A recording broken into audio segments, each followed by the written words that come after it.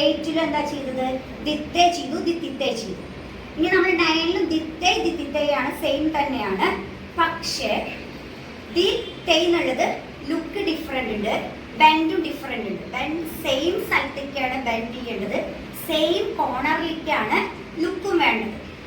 പറഞ്ഞുതരാം. ദി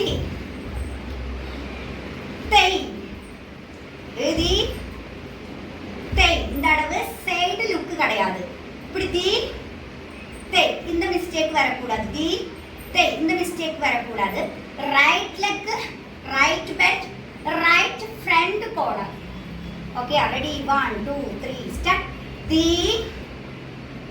தை தி